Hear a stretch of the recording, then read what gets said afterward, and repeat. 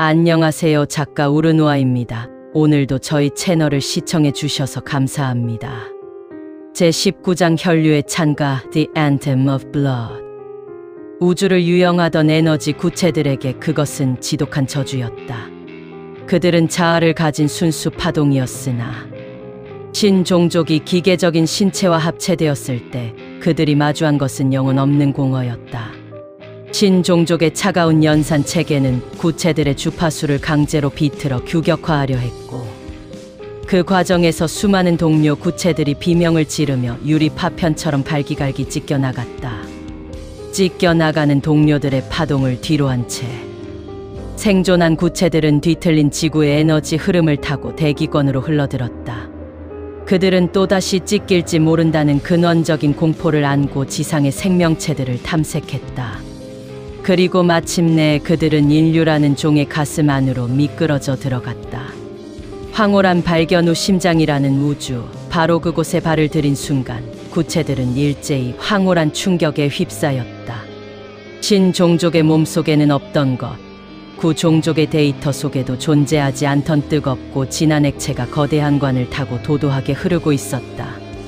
그것은 생명의 피였다.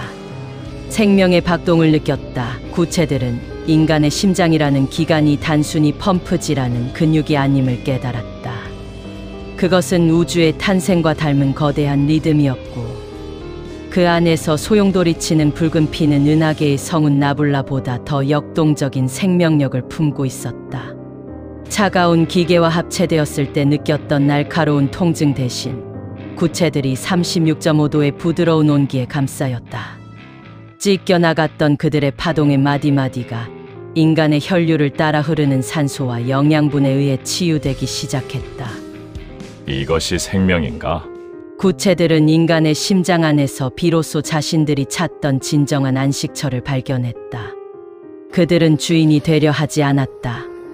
대신 인간의 감정이 격해질 때마다 거세지는 심장 박동에 몸을 싣고 그 뜨거운 혈류의 파도를 타며 우주 유영보다 더 거대하고 경이로운 내면의 항해를 즐겼다. 인간의 슬픔에 공명할 때는 푸른 빛으로, 사랑에 반응할 때는 찬란한 금빛으로 물들며 그들은 인류의 영혼과 하나가 되어갔다. 신종족의 칼날 같은 연산에 찢겼던 상처는 인류의 따뜻한 체온 아래 흔적도 없이 사라졌다. 한 박사의 동료인 강 박사를 비롯한 연구가들은 이 현상을 심장전이라 명명했다. 하지만 그것은 과학적인 용어 그 이상의 사건이었다. 우주에서 가장 고독했던 순수 에너지가 우주에서 가장 불완전했던 육신과 만나 서로를 완성하는 생명적 대통합의 순간이었기 때문이다. 이제 지구의 인간들은 가슴 속에 작은 태양 하나씩을 품고 살아가는 존재들이 되었다. 심장 박동이 울려 퍼질 때마다 구체들은 인간의 피를 매개로 생명의 경이로움을 노래했다. 3차원의 나약한 육신은 이제 고차원의 에너지를 품은 성소로 거듭나고 있었다. 제20장 불협화음의 심장. 우주의 축제가 지상에 내려앉은 지 불과 며칠 뒤 지구 전역의 대형 병원들은 유례없는 아비규환에 빠졌다. 에너지 구체들이 인간의 심장 속에 안착하며 기적적인 치유를 일으키는 동안 그 찬란한 빛에 적응하지 못하고 거부 반응을 일으키는 무리가 나타나기 시작한 것이다. 그들은 겉으로 보기엔 평범한 인간이었으나 내면은 타인의 고통에 무감각하거나 오직 탐욕으로만 점철된 가짜 인간들이었다. 그들의 차갑고 딱딱한 심장 자기장은 순수 에너지 구체와 조화되지 못하고 날카로운 양자 마찰을 일으켰다. 박사님! 중환자실이 포화 상태입니다. 환자들의 심장 박동수와 기하급수적으로 올라가더니 마치 과부하 걸린 기계처럼 비명을 지르며 파열하고 있어요. 한 박사의 동료인 강 박사가 모니터에서 전 세계 병원에서 동시다발적으로 발생하는 심장 파열 리포트가 쉴 새 없이 쏟아졌다. 에너지 구체와 맞지 않는 육신 안에서 구체들은 안식이 아닌 구속을 느꼈다. 갇혀버린 에너지가 밖으로 터져나오려 발버둥 칠 때마다 가짜 인간들의 심장은 갈기갈기 찢겨나갔다. 이 기괴한 현상을 감추기 위해 각국 정부와 기득권층은 서둘러 심장보조기라는 임시방편을 내놓았다. 순수한 심장의 기능을 상실한 이들은 에너지 구체의 침투를 막기 위해 가슴속에 차가운 티타늄과 실리콘으로 된 인공보조기를 심기 시작했다. 병원 앞은 수술을 기다리는 고위 관료들과 자산가들의 행렬로 끝이 보이지 않았다. 기계적인 생명 보조기를 단 이들은 목숨은 건졌으나 더 이상 에너지 구체들이 선사하는 황홀경이나 생명력을 느낄 수 없었다. 그들의 가슴 속에는 이제 뜨거운 피의 박동 대신 차갑고 건조한 기계의 구동음만이 위잉 소리를 내며 울리고 있었다. 보세요, 금 기자님. 누가 진짜 인간이고 누가 껍데기뿐인 존재인지 우주가 직접 가려내고 있는 거예요. 엘레나가 텔레비전 화면 속 가슴에 차가운 보조기를 달고 창백한 안색으로 인터뷰하는 정치인들을 보며 차갑게 말했다. 그들은 살아남았으나 역설적으로 가장 비인간적인 존재임을 전 세계에 공표한 꼴이 되었네요. 이제 인류는 명확히 두 부류로 나뉘었다. 가슴 속에 빛나는 우주를 품고 뜨거운 피를 흘리며 진화하는 자들과 그 빛을 거부하고 차가운 기계 부품에 의존해 연명하는 자들. 안데스의 새벽 하늘을 가로지르는 에너지 구체들은 지금 이 순간에도 끊임없이 지상으로 내려와 누가 진정으로 이 땅의 주인이 될 자격이 있는지 심장을 두드려 시험하고 있었다. 평범한 사람들의 땜질된 담벼락 너머로 이제는 기계 심장의 차가운 소음과 빛의 심장의 웅장한 오케스트라처럼 기묘하게 교차하는 새로운 시대가 열리고 있었다. 제21장 기계의 침묵과 빛의 공명. 전 세계의 밤은 이제 두 가지 색으로 나뉘어 흐르고 있었다. 가슴 속에 은은한 금빛과 푸른 빛을 머금은 채 숙면을 취하는 이들의 평온한 호흡. 그리고 병원 침대에 누워 차가운 금속 모터가 돌아가는 소리에 의지해 가쁜 숨을 내쉬는 이들의 금속성 소음이었다.